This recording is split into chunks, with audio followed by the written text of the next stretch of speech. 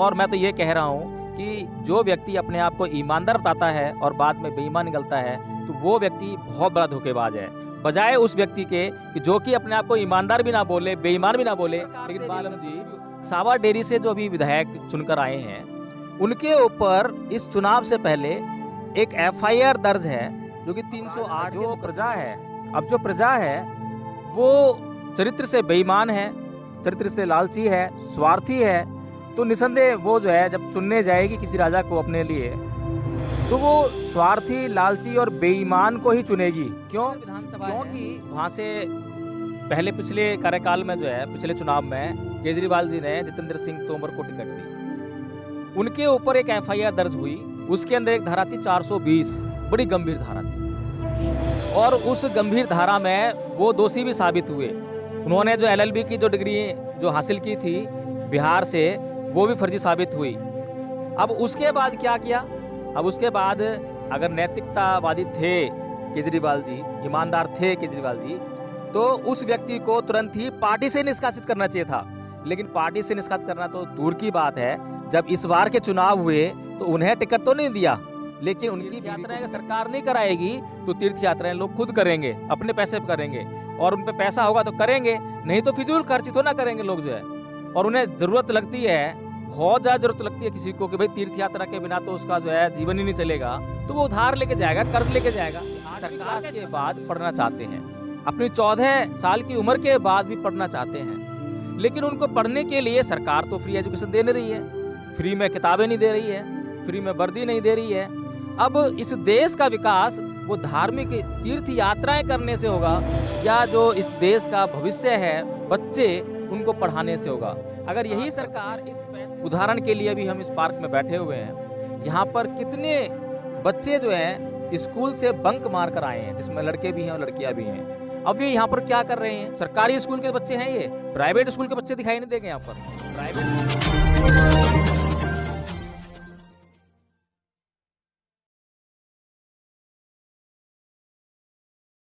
जय भीम नमोदय। आप देख रहे हैं एनबी न्यूज़ 24/7 नीलम बौद्ध के साथ और आज मेरे साथ में है एडवोकेट जय भीम प्रकाश जी। उनसे मैं चर्चा करूंगी दिल्ली के मुख्यमंत्री अरविंद केजरीवाल जी की तीर्थ यात्राओं को लेकर। साथ ही जिस तरह से आपने सोशल मीडिया पर देखा है और अरविंद केजरीवाल जी का जो फेसबुक पेज है उससे भी लगातार आप देख पा रहे हैं कि 2 दिन पहले वो अयोध्या गए थे और सरयू नदी पर उन्होंने आरती की और आरती करने के बाद वो आते हैं और उन्होंने अपने सभी विधायकों की फेसबुक पेज से लाइव कराया और उसने कहा कि दिल्ली में जो तीर्थ यात्रा का आयोजन दिल्ली सरकार कर रही थी, पिछले 2 साल से कर रही थी, उसको दोबारा से सुचारू रूप से चालू करने की योजना दिल्ली सरकार बना रही है। और मेरे साथ यहाँ पर जो एडवोकेट जय भीम प्रकाश जी हैं उनसे मैं जानना चाहूँगी और खासकर हमारे जो दर्शक हैं उनकी भी जिज्ञासा है कि इस विषय पर बात की जाए और इस विषय पर संवैधानिक तौर पर बात की जाए कि किसी भी राज्य के मुख्यमंत्री को इस तरह की धार्मिक यात्राओं का आयोजन करना चाहिए या नहीं करना चाहिए। जब देश में हम देख रहे हैं कि कोरोना नाम की महामारी आज भी मुंह खोले खड़ी है,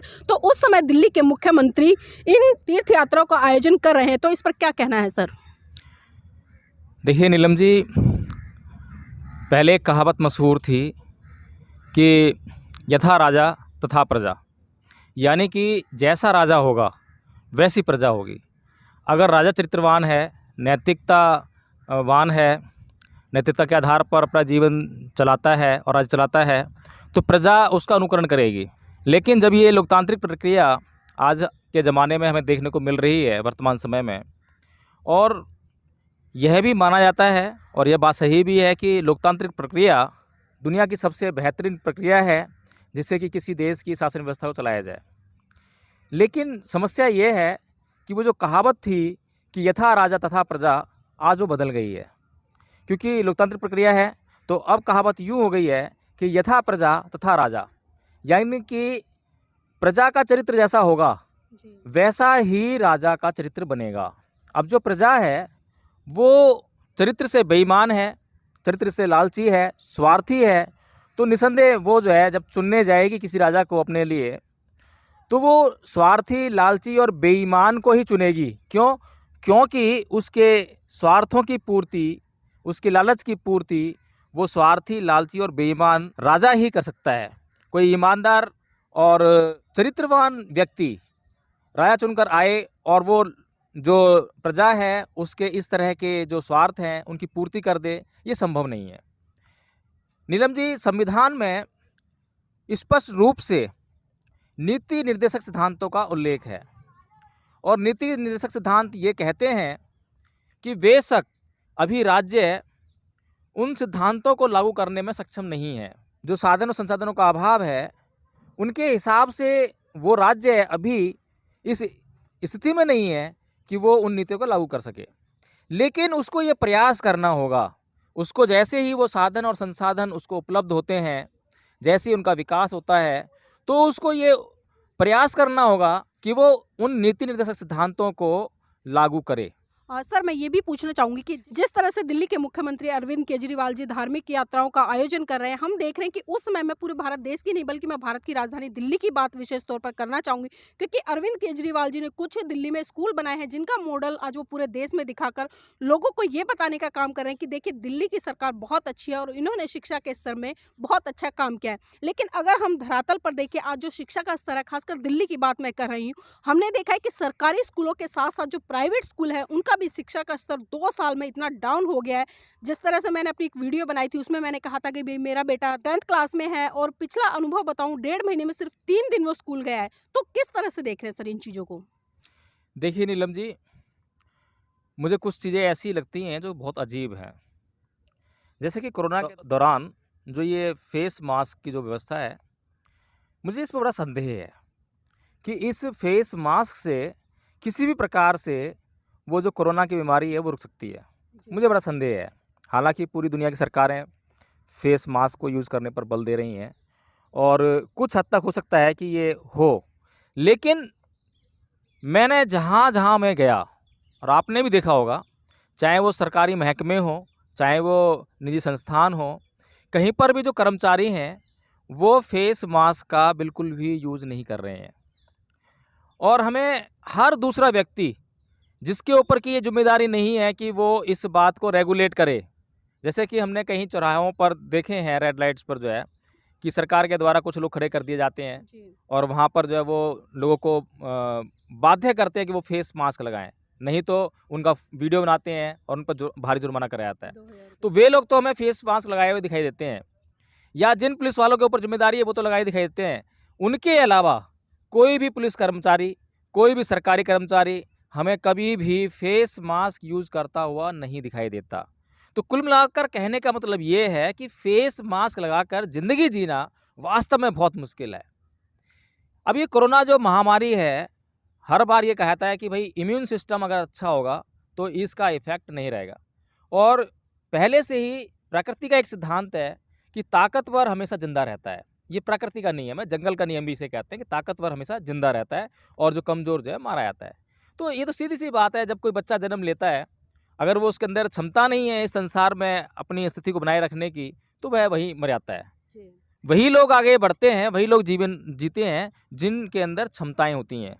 तो अब इसका जो सबसे ज़्यादा जो असर हुआ वो हुआ शिक्षा पर, और आज हम देख रहे हैं कि सरकार जो है हर महकमे को खोल रही है, यहाँ तक कि तीर्थ यात्राएँ भी करा रही है, हर एक वो आयोजन कर रही है जिसमें भीड़ भाड़ होती है, लेकिन अब तक स्कूलों को खोलने की कोई चर्चा नहीं है। अगर स्कूलों को खोलते समय अगर वो कुछ नियम लागू कर दे कि किस तरीके से बच्चे बिहेव करेंगे और अनुशासन वहाँ पे कड़ा कर दे, फेस मास्क भी लगवा दे, लेकिन बच्चों के स्कूल खोल दे, तो वहाँ से कम इस देश का भविष्य बचाया जा सकता है। लेकिन नीलम जी, सबसे बड़ी समस्या क्या है कि जैसे मैंने बताया कि यथा प्रजा तथा राजा, अब जो प्रजा है उसका पढ़ने में इंटरेस्ट नहीं है, इसीलिए जो सरकार है वो पढ़ने लिखने पर जोर नहीं देगी, वो लोगों को पढ़ाने लिखाने पर अगर जोर देगी, जोर ज़बरदस्ती उनसे करेगी, तो फिर प्रजा उनको नहीं चुनेगी। ऐसे ही अगर राजा जो है, आज जो दारू शराब नशा जो हो रहा है समाज में, अब प्रजा जो चाहती है नशा करना, अब जो लोग नशा करना चाहते हैं अगर उनको रोकने का काम राजा करेगा तो प्रजा उसको वोट नहीं देगी, इसलिए राजा जो है नशा को बंद करने का काम नहीं करेगा। कुछ लोगों को दिखाने के लिए, जो लोग चाहते हैं कि नशा बंद हो, उनके लिए कुछ एडवर्टाइजमेंट वगैरह वो कर देगी, लेकिन गंभीर तौर पर जो है उस पर कोई भी एक्शन नहीं होगा। तो कुल मिलाकर जो है आज एक ऐसी व्यवस्था इस देश में चल रही है जो कि फॉर्मेलिटीज पर चल रही है, औपचारिकताओं पर चल रही है, उसमें गंभीरता नहीं है। अगर किसी भी विषय में गंभीरता जब हम देखते हैं तो वह हमें लागू होती हुई दिखाई देती है।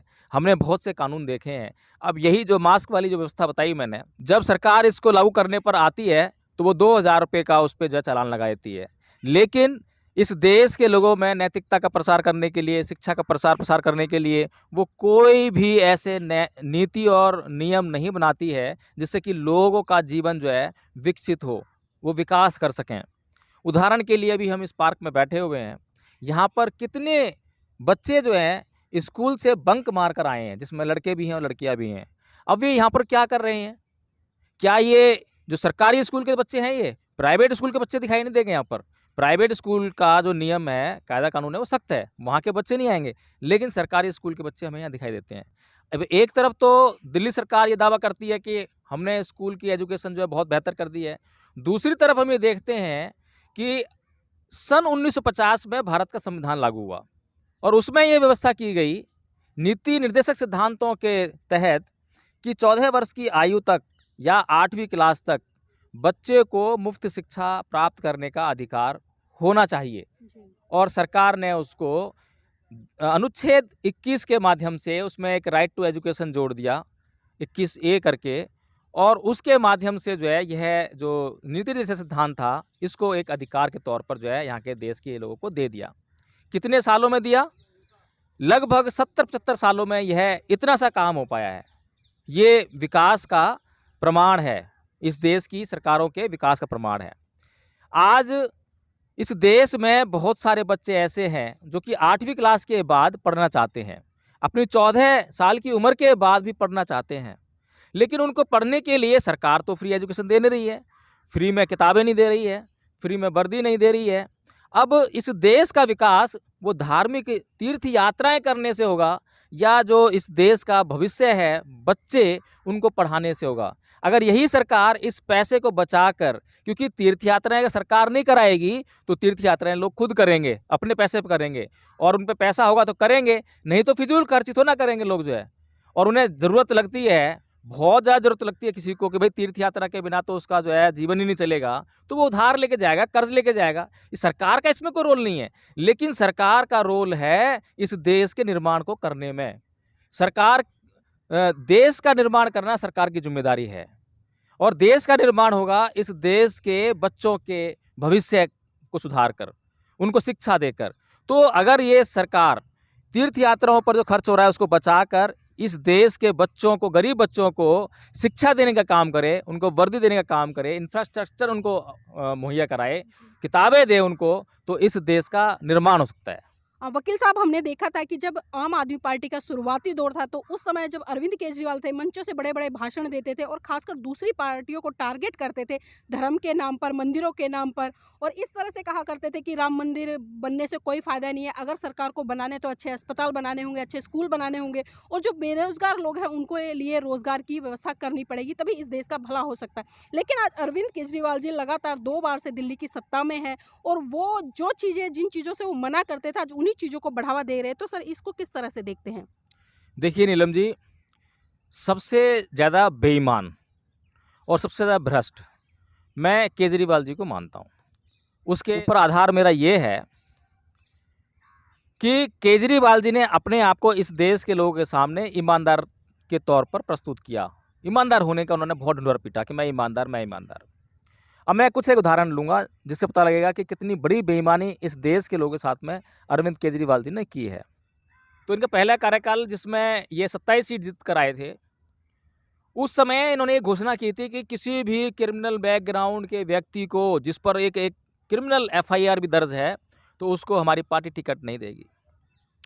अब उसी दौरान जो है राजौरी गार्डन की सीट से जो है एक व्यक्ति ने नॉमिनेशन फाइल किया था और उसको टिकट भी अलॉट कर दी इन्होंने। उसके बाद पता लगा कि इसके ऊपर जो है दहेज का एक मुकदमा है।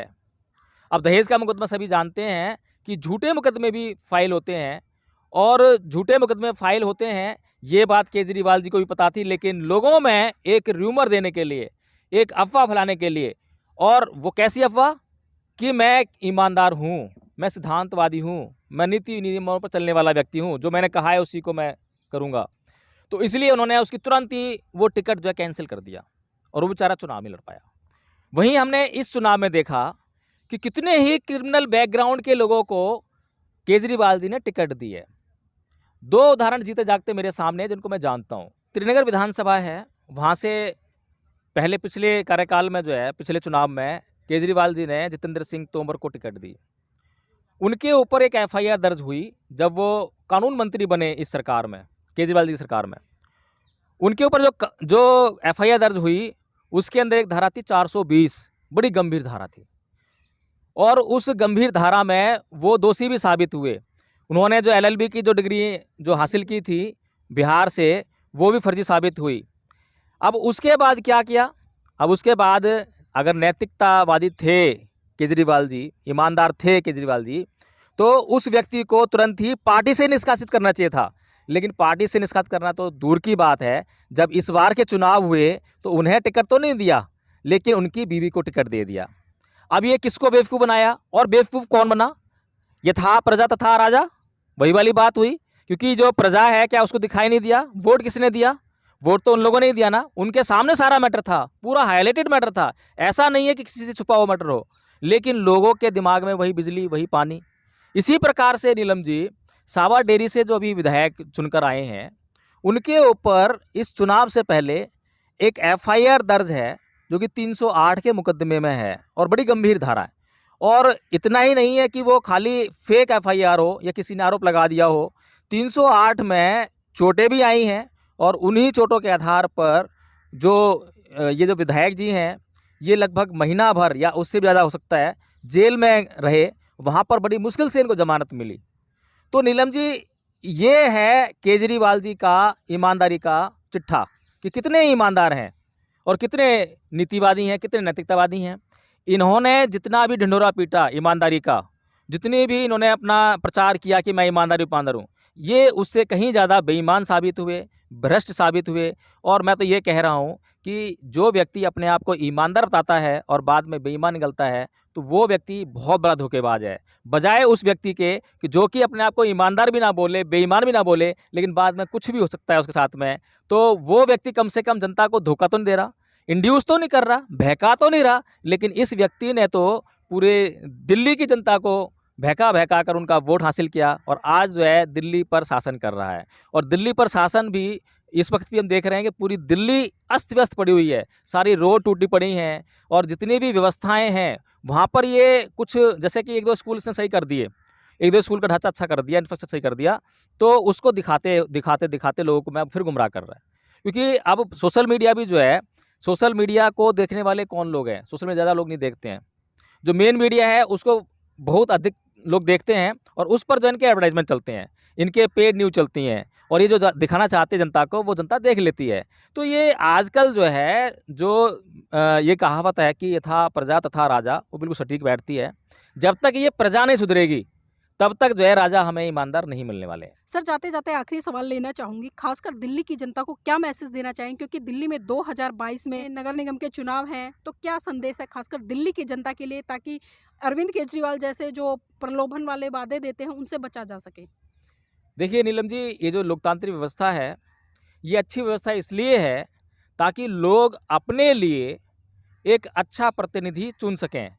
उसमें जो वो गुण देखना चाहते हैं, ईमानदारी का हो या फिर नीतिवान, नैतिकतावान, ये सारे जो गुण हैं उसके अंदर हों, ऐसा प्रतिनिधि वो चुन सकें। इसलिए लोकतांत्रिक व्यवस्था में लोगों के द्वारा चुने जाने की व्यवस्था है। इसीलिए लोगों को चाहिए कि वो ना तो केजरीवाल को देखें, ना उसकी पार्टी को देखें, ना उसकी पार्टी के एजेंडे को देखें। इन सब बातों को छोड़कर सबसे पहले तो वो तैयारी ये करें 1 साल पहले या 6 महीने पहले या 1 महीने पहले, कभी भी जैसा भी संभव हो सके, कि वो अपने बीच में से किसी सामान्य व्यक्ति को या समाज सेवक को या जिसे वो भली भांति जानते हैं, उसको वे खुद चुनाव में खड़ा करें। बेशक निर्दलीय खड़ा कर दें, कोई बड़ी बात नहीं है, निर्दलीय चुनाव लड़ता है, वो भी जीत सकता है, उसको भी अधिकार है। उसको खड़ा करें और उसको चुनाव जिताने का काम करें, तो वो उनका असली प्रतिनिधि होगा, वो लोकतंत्र का सच्चा प्रतिनिधि होगा, लोकतंत्र का सच्चा प्रहरी होगा और उसके ऊपर किसी पार्टी नेतृत्व की कोई धौंस दपट भी नहीं होगी। एक तो तरीका ये हुआ। दूसरा तरीका ये हुआ कि अगर लोग ये सब करने में सक्षम नहीं हैं, बहुत सी समस्याएं लोगों के सामने। पहली बात तो ये है सारे लोग इकट्ठे नहीं हो सकते, एक विधानसभा के लोग या एक निगम की सीट के लोग जो हैं इतने बड़े पैमाने पर इकट्ठे नहीं हो सकते किसी जगह पर जो है। दूसरी बात, वो अपने अपने कामों में व्यस्त हैं, उनके पास टाइम ही नहीं है इन बातों को सोचने के लिए। लेकिन जो भी पार्टी या जो भी निर्दलीय प्रत्याशी उनके बीच में आता है, तो लोगों को चाहिए कि वो जो है उसका सटीक और एक सही ब्यौरा जो है उससे पहले तो उससे प्राप्त करें, फिर उसकी जांच करें कि क्या ये उसका ब्यौरा ठीक है, और उसके बारे में क्षेत्र में चर्चा करें। और चर्चा करने के बाद ये निर्णय लें कि किस प्रत्याशी को उन्हें चुनना है, कौन सा ईमानदार प्रत्याशी है और कौन सा प्रत्याशी जो है समाज सेवा का भाव रखता है, जो कि कल को उनके लिए समाज सेवा कर कर उनका विकास करेगा। मेरा चैनल, आपका चैनल, समाज का चैनल, देश का चैनल NB News 24/7 को आप लाइक करें, सब्सक्राइब करें और ज़्यादा से ज़्यादा इसकी वीडियो को शेयर करें ताकि हर खबर को मैं आप तक आसानी से पहुंचा सकूं।